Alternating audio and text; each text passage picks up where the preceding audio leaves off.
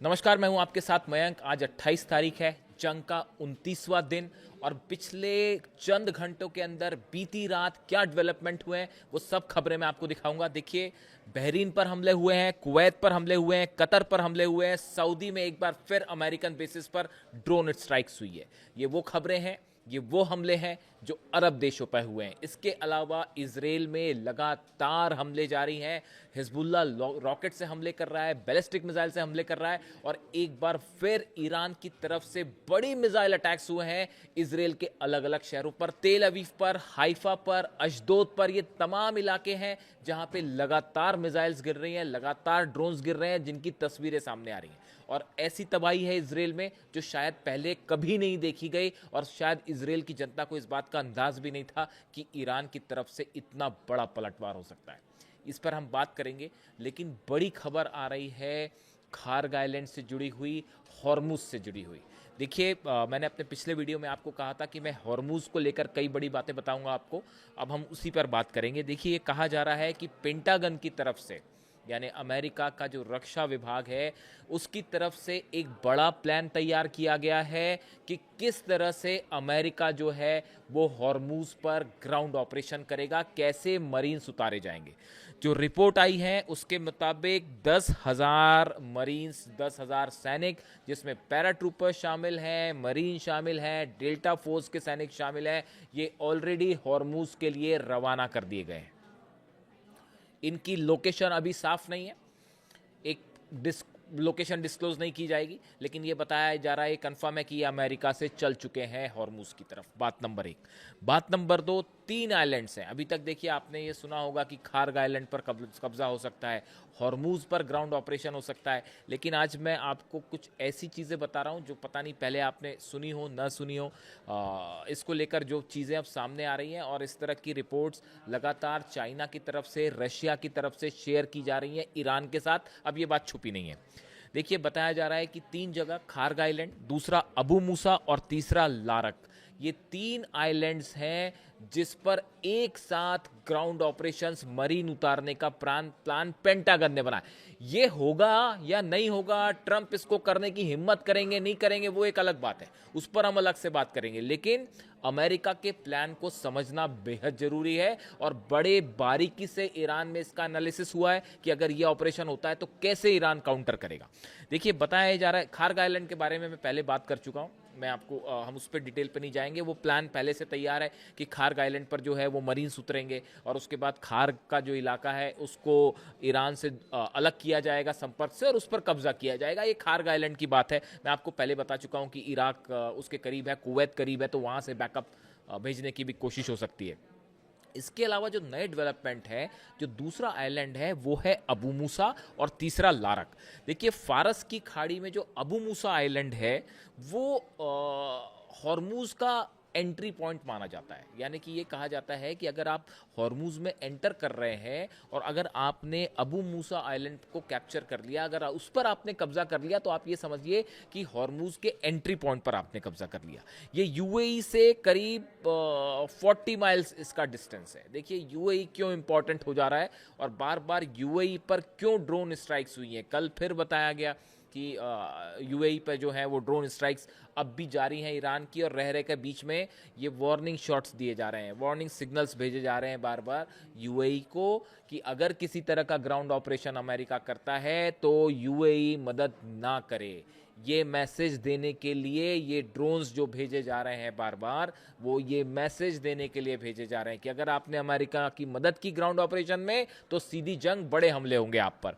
40 मील की दूरी है अबू मूसा आइलैंड की। इसके अलावा लारक जो आइलैंड है, ये बंदर अब्बास के दक्षिणी हिस्से का आइलैंड है, और सबसे बड़ी बात यह है कि ये ईरान का बड़ा कमांड सेंटर है। यहाँ पर बंकर्स हैं, यहाँ पर मिसाइल्स तैनात हैं, यहाँ पे डिफेंस फोर्सेस हैं, बोट्स हैं, पूरा कम्युनिकेशन जो ईरान का है हॉर्मुज को लेकर वो ये लारक आइलैंड से चलता है। इसीलिए जो तीसरे आइलैंड पर कब्जे की तैयारी है वो लारक आइलैंड है। अब सवाल ये है, देखिए, मैंने आपको पिछले वीडियो में बनाया था कि ये बताया था कि ये तीनों आइलैंड्स पर, अगर मान लीजिए जो प्लान पेंटागन का है कि खार्ग में, अबू मूसा में और लारक, ये तीनों जगह अगर हेलीकॉप्टर से या प्लेन से, पैराशूट्स के ज़रिए यहाँ पे अगर अमेरिकन फोर्सेस उतरती है मान लीजिए, तो इनको साथ में बैकअप चाहिए होगा। और वो बैकअप के लिए जो आसपास के जितने देश हैं वो सब के ज़रिए बैकअप देने की कोशिश हो सकती है। यूएई का इस्तेमाल हो सकता है। इसके साथ ही कुवैत और इराक की मैंने ऑलरेडी बात की है। ये वो इलाके हैं जिस पर ईरान ने अपनी पैनी नज़र बनाई हुई है। अब बताया ये जा रहा है कि इस ग्राउंड ऑपरेशन के पहले जो हमले हो रहे हैं, आपने देखा कि कल किस तरह से जो हमले हुए ईरान पर, और जिस तरह से खबरें आई कि GBU 72 बंकर बस्टर बॉम्ब्स हैं वो कई जगह पर गिराए गए हैं हॉर्मूज के आसपास, बंदर अब्बास के पास। ये प्रोसेस है जो इस ग्राउंड ऑपरेशन के पहले अमेरिका ने शुरू कर दी है। आप देखिए हर उस जगह पर हमले हो रहे हैं जो हॉर्मूज के आसपास के इलाके हैं, जो नेवल बेसिस हैं। आप देखिए इजराइल की स्ट्राइक्स भी अब उस जगह ज़्यादा हो रही है जहां पे समंदर के इलाके हैं जो ईरान के, और ताकि वो कोशिश ये है कि इन समंदर के इलाकों में हमले करके ईरान को यहाँ कमज़ोर किया जाए ताकि ग्राउंड ऑपरेशन हो सके। ये हमले बता रहे हैं, हमलों का नेचर बता रहा है कि ग्राउंड ऑपरेशन का एक प्लान है कार्ड्स पे।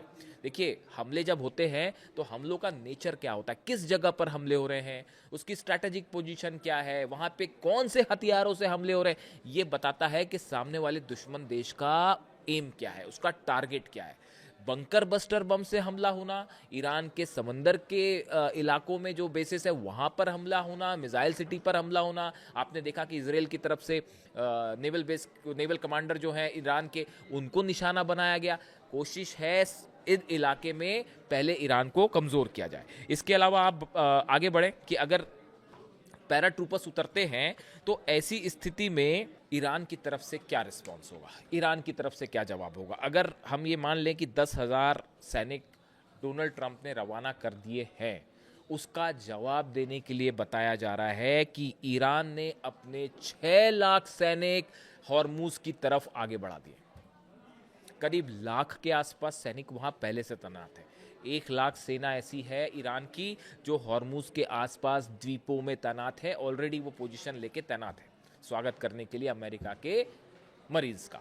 अब बताया जाता है कि 6 लाख सैनिक जो है वो बैकअप देने के लिए धीरे धीरे इस इलाके की तरफ आगे बढ़ने शुरू हो गए। डोनाल्ड ट्रंप की तरफ से क्या बयान आया, डोनाल्ड ट्रंप की तरफ से बयान आया कि हमें हॉर्मूज की ज़रूरत नहीं है, हमारे पास सऊदी अरब से पर्याप्त तेल है, हमारे पास अपना पर्याप्त तेल है। डोनाल्ड ट्रंप का ये कहना कि हमें हॉर्मूज की ज़रूरत नहीं है, इसका मतलब ईरान ने ये लिया कि अब ये एक्शन कर सकते हैं। अमेरिका की तरफ से ये कहना कि हम 10 दिन कोई हमला नहीं करेंगे, इसका मतलब ही यही है कि एक्शन हो सकता है और हमले हो सकते हैं। So the situation is what Donald Trump is saying, Iran is taking exactly opposite of it. जो डोनाल्ड ट्रंप कह रहे हैं उसका ठीक अपोजिट ईरान उसको समझ रहा है। अमेरिका की कोशिश होती है कि किसी भी तरह का जो एस्केलेशन है उसको कम करने की कोशिश की जाए, ईरान अपना एस्केलेशन और बढ़ा देता है। ये एक पॉलिसी होती है कि एस्केलेशन का जवाब आप उससे बड़े एस्केलेशन से दीजिए ताकि सामने वाला दुश्मन जो है वो आप पर अगली उसकी पॉलिसी ही खत्म हो जाए। This one of the point. इतने शिप्स का मूवमेंट है उस पर ईरान की फोर्सेस का जो प्रभाव है वो हटाया जाए और अमेरिका के सैनिकों के कंट्रोल में वो एरिया आ जाए जहां से जहाज निकल रहे हैं। तीसरा बड़ा जो एम बताया जा रहा है, जिसकी भी चर्चा है कि पहले इस आइलैंड पर हमला, उसके बाद ईरान के कुछ तटवर्ती इलाकों में भी ग्राउंड ऑपरेशन हो सकता है। इस तरह की भी खबरें हैं, उसके लिए भी ईरान ने अपनी तैयारी कर रखी है।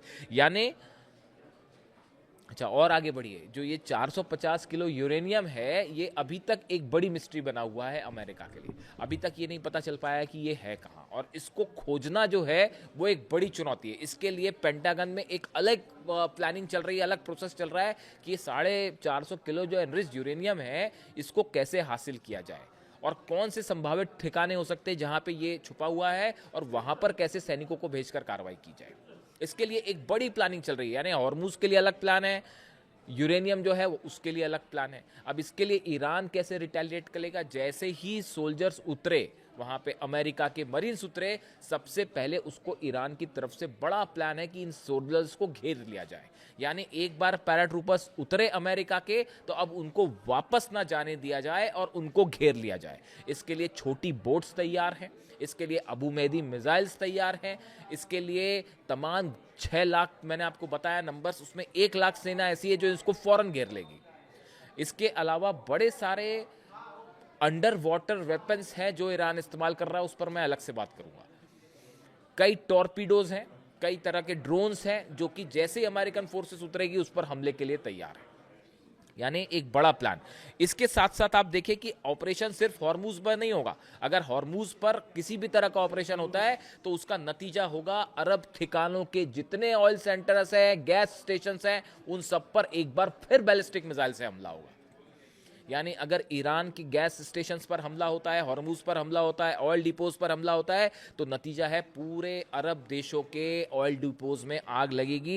ये जो बहरीन पे हमले हुए, कुवैत में जो शुवैक पोर्ट पर हमला हुआ, कल ड्रोन अटैक हुआ शुवैक पोर्ट पर और वहां पे अच्छी खासी आग लग गई। ये वार्निंग साइंस है कुवैत के लिए कि आप अगर ग्राउंड फोर्सेज आए तो मदद मत करिएगा, इसीलिए ये हमले हो रहे हैं। तो अरब देशों पर हमला होगा, डिएगो गार्सिया पर सीधा मिसाइल स्ट्राइक हो सकती है और इस बार 2 मिसाइल स्ट्राइक नहीं होगी, कई एक साथ मिसाइल्स फायर की जा सकती है। जितने अमेरिकन जहाज हैं पूरे इलाके में, ना सिर्फ अमेरिकन बल्कि हर उस देश का जहाज जो अमेरिका के साथ खड़ा है, वो सब के सब मिसाइल की जद में है और उन सब पर एक साथ मिसाइल अटैक हो सकता है। बाब अल मंदाब तुरंत बंद कर देगा, हूती की तरफ से हमले शुरू हो जाएंगे। यानी जो अरब वाला एरिया है जहां से ऑयल निकल रहा है, जो अरब लाल सागर को जोड़ रहा है, अदन की खाड़ी से जोड़ रहा है, ये इलाका भी उसी तरह बंद कर दिया जाएगा जैसे हॉर्मूज बंद है। देखिए डोनाल्ड ट्रंप की तरफ से क्या बयान आया। डोनाल्ड ट्रंप की तरफ से बयान आया कि हमें हॉर्मूज की ज़रूरत नहीं है, हमारे पास सऊदी अरब से पर्याप्त तेल है, हमारे पास अपना पर्याप्त तेल है।